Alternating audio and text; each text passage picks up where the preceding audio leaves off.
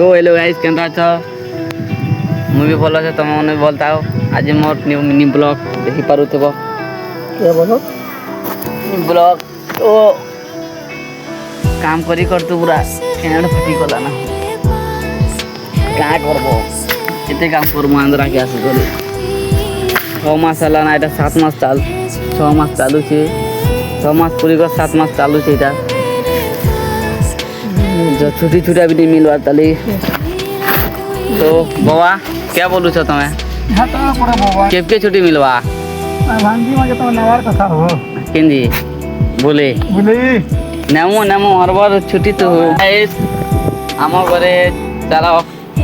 हम घर जींस गुटे देखो चलो एते चलो देखो जे এটা হলা আমার বগিচা না ওই এটা আমি দেখে পারুথিব কিড়ে কিড়ে বড় বগিচা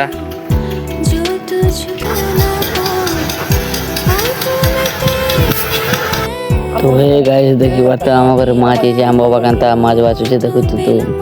1.5 কেজি মাছ আছে মাছ লবো রাখনি আম বাবা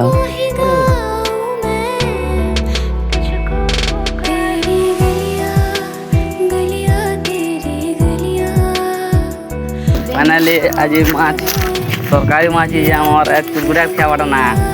मुई तो हेले भी मिनिमाम ने एक टाली तक नहीं खेने के लिए बहुत सीरियस भी नहीं